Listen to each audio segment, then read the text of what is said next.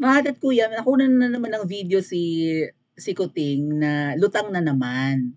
Ngagva na naman si Kuting, mga kuya. And ang nakakalungkot dito, yung kanyang pagiging ngagva ay gagamitin, kahit siya ngagva, gagamitin niya ang isang kilalang tao para mapabango ulit ang kanyang bumabantot na pangalan. Lalo yung bumababa to sa survey ngayon sa second quarter ng 2024 ay ngayong taon ay bumababa ang kanyang satisfaction rating or whatever. Lagapak si Kuting eh. So, pakinggan niyo yung video na siya ay lutang na naman. Okay? Kasi meron siyang, 'di ba, may plano si Kuting na pag-uwi ng isang 2 gold medalist sa Paris Olympics na si Carlos Yulo ay makikipag one-on-one siya interview with Diyos ko.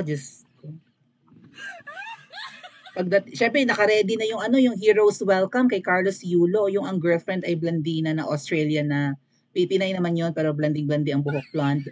'Di ba na laging maano ngayon, maugo ngayon si Carlos Yulo dahil nga sa eksenang niligwak yata ni Carlos Yulo yung kanyang Japanese trainer or something. And then hindi nagalit yung nanay niya, may tampuhan si Carlos Yulo at ang nanay niya, pero syempre nanay pa rin yun, no? Magkakatampuhan, magiging okay din. Tapos si Carlos Yulo ay parang binabakuran ng kanyang girlfriend na talagang pumupulupot ng bonggang-bongga. At parang hindi rin boto yung nanay niya doon sa girlfriend niya na Pinay, Australian. Ganon.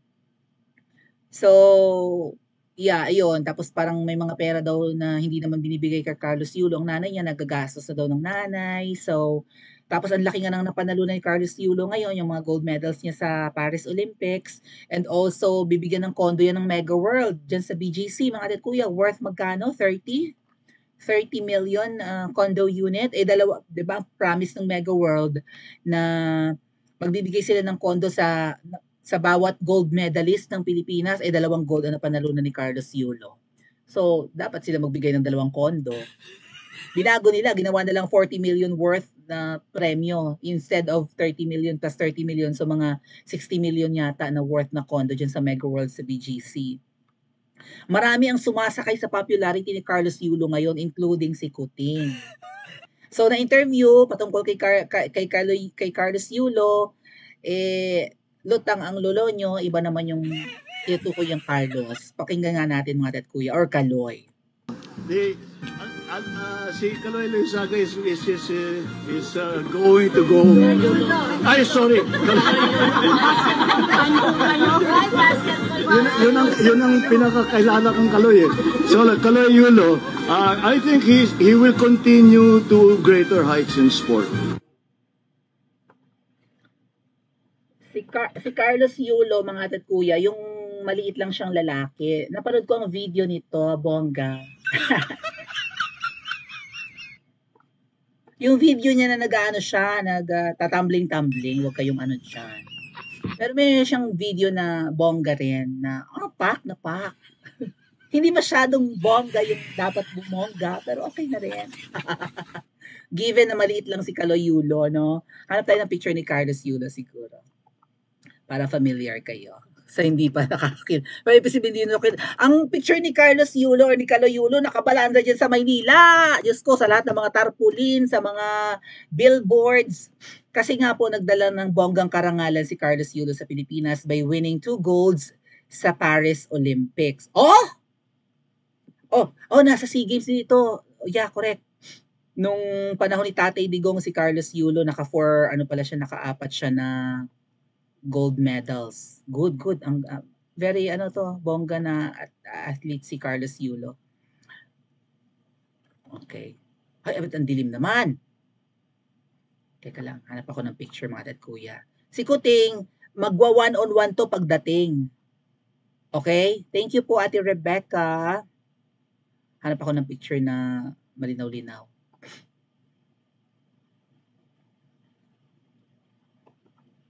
Nanalo siya sa Paris ng 2 golds. And, dali lang po. Yun, maraming ganyan ang mga atleta, 'di ba, daming mga binibigay ng mga papremyo kapagka maraming sumasakay sa popularity, including Kuting, mga ate at kuya. Magwa-one-on-one daw ito, kakapanayawin.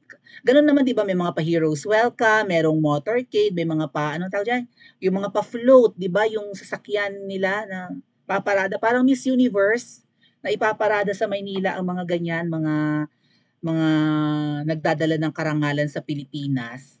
So si Carlos Yulo, ayan, nakadalawang ginto kasi parang mailap ang ginto sa atin nung mga simula nung Paris Olympics eh. And then nung siya na yung lumaban, nakadalawang panalo si Carlos Yulo. Late-late lang naman ito pero at saka pogi naman, cutie-cutie.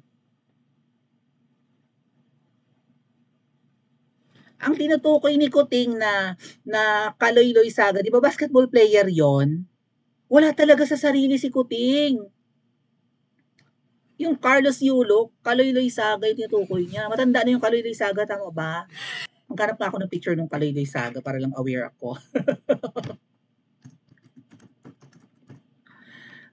Okay. O, basketball player nga, coach. I'm on the hours na! Hoy, ginoo ko! Ito yung tinutukoy ni Kuting na Kaloy-Loy Saga. Kuting, kalayo-layo naman. Sandali nga mga ko. Kalayo-layo! Lutang kang talaga. So, di ba, bigay-bigay siya na tanong siguro about the Philippine athlete na si Carlos Yulo. Tapos Kaloy-Loy Saga, wala ka sa sarili or hindi mo kilala yung... My God, ang tanda na pala nitong Carlos Loizaga na ito. Kaloy-Loy, kaiba, ang layo talaga. Lutang.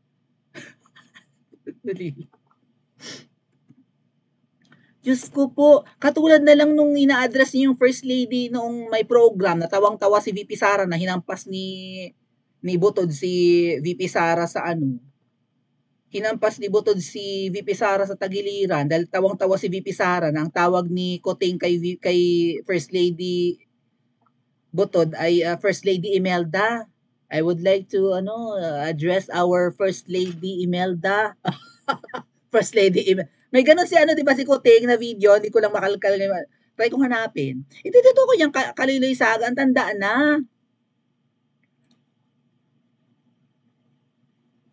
Ang layo-layo naman kay Carlos Yulo. Ay bangag, lutang. Nung kaharap yung First Lady sa isang program, nandun si VP Sara nung okay pa nung hindi pa bad shot si VP Sara. I would like to say hi to the First Lady Imelda. Imelda ang tawag sa first. Sana yung Puting. Wala talaga. Ano pa yung binoto natin? Lutang. Tapos gusto pang makipag one-on-one kay Carlos Yulo pagdating, mga ate at kuya. Itatanong kasi daw, excited na raw si Kuting na yan na interviewin si Carlos Kaloy-Loy Saga pang ang sabi. Onda pala yun. Basketball player. Excited na raw siya na maka one-on-one si Yulo, si Carlos Yulo pag uwi. Tatanungin daw niya ang mga needs ng mga atletang Pilipino. Talaga? Ano tong issue na ito, Kuting? Dali Ano tong issue na to? Yan. Yung mga umattend pala po na ibang atleta sa Paris Olympics, walang maayos na uniform. So hindi naman talaga iniintindi ng Philippine Sports Commission or what? Ba't yung panahon ni Tatay Digong grabe ang pagpaparangal natin sa mga atletang Pilipino, 'di ba? Nung dito ginanap yung SEA Games. Tuwang-tuwa nga yung mga foreigners, ang bongga-bongga daw ng pag-host natin ng Southeast Asian Games noong 2019 bago yung pandemic, mga tatuya. Proud na proud ang mga pumunta ditong atleta, ang bongga daw ng pag-iistima ng mga facilities natin for Southeast Asian Games. Panahon ni Tatay Digong. Tapos dito sa Paris Olympics, walang maayos na uniform ang ibang athletes natin. Itatanong mo pa kay Carlos Yulo kung ano yung mga needs. Hindi, Diyos ko po, Paris Olympics, hindi nyo pinaghandaan.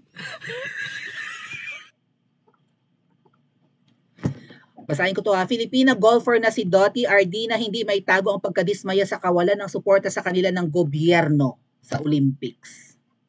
Tapos gagamitin mo si Carlos Yulo, Kuting, pag uwi. Excited ka nang makamit, naka one-on-one. Tatanong mo yung mga needs. Lintik ka. Kung wala pang nanalo ng goals, hindi ka excited? Hindi na itago ng golfer na si Dottie Ardina ang kanyang pagkadismaya dahil sa tila pinabayaan na lamang sila ng gobyerno sa gitna ng kanilang laban sa 2024 Paris Olympics. Sila Dottie at Bianca Pagdanga, na may video to, naiiyak na nga yata siya eh. Ang ilan sa mga huling representative ng Pilipinas na lalaban sa Olympics, ayon sa kanya ay dagdag pahirap sa kanila ang kawalan ng tamang uniform tamang equipment at uniform sa kanilang pagsali sa Olympics. Ngunit kahit umano wala silang nakuhang suporta mula sa sarili ng gobyerno, ay gumawa pa rin siya ng diskarte para lamang mailagay ang watawat ng Pilipinas sa kanyang uniform na binili niya gamit ang sarili niyang pera. Uniform ng athletes, sila pang gumastos. Tapos nilagay pa dito yung, dinikita niya eh. Ano na, ang hirap na. Sana all may uniform, kami lang ang wala. Kailangan pa namin bumili ng t-shirt. Diyos ko, ano bang klaseng Olympics to? Oh. Shout out naman dyan sa mga walang nagbigay. Nasaan na ba yung mga uniform namin? Sana napunta? Dadalawa na lang kami dito. 22 na atleta, kulang-kulang pa. Nakakahiya. Sobrang daming tao. Kami lang ang walang uniform. Tuklap-tuklap pa tong patch na to. Sabi ni... Nag-live siya eh, no? Si, ano pangalan niya? Dottie at Bianca Pagdanganan. Paliwanag naman ng Philippine Olympic Committee ay meron umano silang inihandang uniform para kay Dottie at Bianca, ngunit hindi ito pumasa sa standards ng International Olympic Committee. Several boxes of yada-yada, palusot na lang. Ba't di nyo pinaganda? So, Kuting, ano? Yung ibang mga atleta, Diyos ko po, ang suot ng babae. Dinikit na lang yung flag natin para maging proud man lang tayo. Maging proud, no, pinagmamalaki pa rin nila na sila ay Philippine representative sa Paris Olympics. Naglagay na lang ng patch ng Philippine flag. Walang pa uniform. Mukhang kawawa. Polibasa eh, sila na lang naiwan doon. Dead man na. Tapos Kuting, iwa one-on-one mo pa si Kaloy Yulo, tatanong mo ang mga needs, hindi nyo naman lang pinaghandaan. Yung suotong babae, mga tet, pwede nikitan na lang ng Philippine flag, bumili na lang ng t-shirt, maipagbalaki lang na sila ay Philippine representative or Philippine athlete.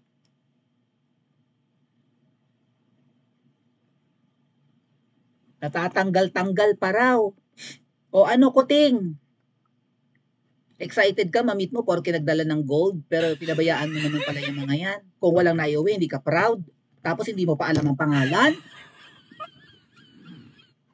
Lutang ang gobyernong ito. Bakit hindi ginagasasan ng mga athlete? Bakit hindi pinaghahandaan? Paano ni PRD? Hindi ganyan mga tatkuya. Yung SEA Games natin, prepared na prepared tayo. Tayo ang overall champion. Ay Olympics, yan ang pinakabonggang competition ng mga athletes. Hindi pinaghandaan. Saan napupunta ang pera? At imposibleng hindi pinagbabudgetan. Paubos na nga eh. Hindi, 'di ba, nangangalahati pa lang ng taon, ubos na ang pera, ang trilyon-trilyong budget. Paano yung mga para sa mga atleta? At kung tutuusin mga atleta, kuya, kahit hindi gobyerno mag-finance yan, 'di ba? Kung si Kuting ay tatawag sa marami siyang friends na elite. Uy, pausap naman ng mga athletes, pampa-uniform, masarap na pagkain. Walang pakialam ng gobyernong ito. Deadma, iba ang iniintindi. Parang kung ano yung ihungit, saka siya nganga. Tapos hindi nga alam ang pangalan ng athlete, tapos excited pa siyang maka one-on-one yung nagdala ng golds, tapos yung iba deadma. Ano masasabi niyo sa, Diyos ko po, anong gobyerno ito? Walang pakialam. Walang ang pakialam sa binabaha eh. Diba? Walang pakialam sa nililindol. Walang pakialam doon sa naratrat sa sa MSU, yung nabomba, hindi naratrat na bomba, 'di ba? Nabomba yung mga nasa Mindanao State Universities na mga Catholic na nag-uma-attend ng misa, may mga namatay, wala siyang pakialam. Hanggang kailan tayo magtsatsaga sa leader na walang pakialam at baka hindi naman talaga siya ang namumuno, baka yung malaki ang tiyan. Paki-comment po sa comment section at mag-like and subscribe din po kayo.